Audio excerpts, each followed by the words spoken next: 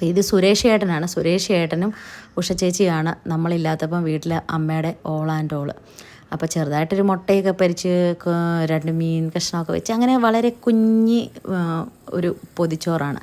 വേറെ ഒന്നും കൊണ്ടല്ല, പൊതിച്ചോറ് കഴിക്കണമെന്ന് എനിക്കും കുറേ നാളായിട്ട് ആഗ്രഹം ഉണ്ടായിരുന്നു. ഇവരോടൊക്കെ ചോദിച്ചു കഴിഞ്ഞപ്പോൾ അവർക്കും കഴിച്ചേക്കാന്ന്. പിന്നെ നമ്മുടെ നാട്ടിലാണെങ്കിൽ എല്ലാം നമ്മുടെ പറമ്പിൽ തന്നെ ഉണ്ടാകുന്ന വിഭവങ്ങളാണ് കേട്ടോ.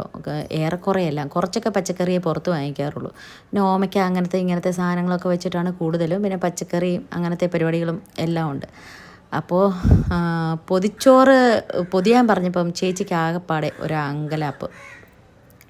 എങ്ങനെ പൊതിയണം, ഇങ്ങനെയാണോ വെക്കുന്നത്, വീഡിയോ എടുക്കുന്നത് കണ്ടപ്പോഴത്തേക്ക് ആകെപ്പാടെ ചമ്മലാണ്. അതുകൊണ്ട് തിരിഞ്ഞു നിന്നു കേട്ടോ.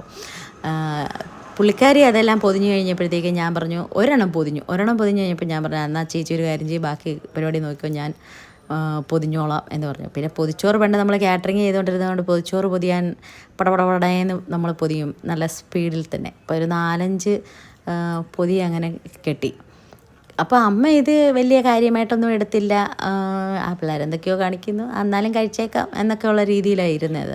എന്നിട്ട് പറഞ്ഞു എല്ലാവർക്കും കുറച്ച് എടുക്കാവുള്ളൂ, ആരും ഒട്ടും കഴിക്കത്തില്ല എന്നൊക്കെ പറഞ്ഞു.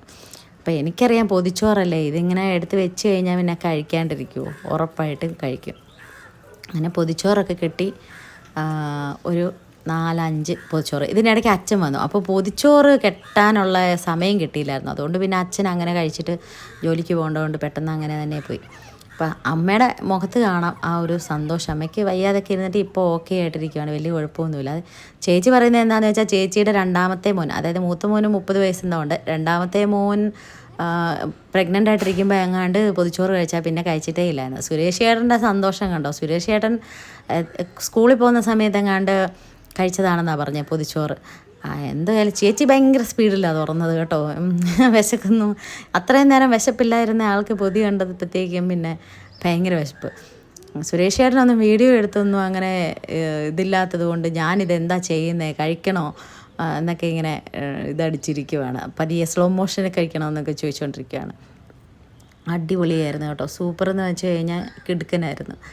അപ്പോൾ നമ്മളോട് ചേർന്ന് നിൽക്കുന്ന നമ്മുടെ സ്വന്തം പോലുള്ളവരെ നമ്മൾ ചേർത്ത് നിർത്തുക എന്നുള്ളതാണ്. ഞങ്ങളില്ലാത്തപ്പോൾ അമ്മയെ പൊന്നുപോലെ നോക്കുന്നവരാണ്. അപ്പോൾ എല്ലാവരും കൂടെ അങ്ങനെ ഞങ്ങൾ അടിച്ചു പൊളിച്ച് പൊതിച്ചോറൊക്കെ ഉണ്ട്.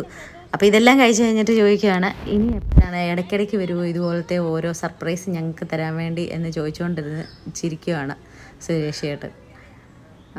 കണ്ടോ, ഇലയൊക്കെ അങ്ങനെ മുഴുവൻ തൂത്ത് കഴിച്ച്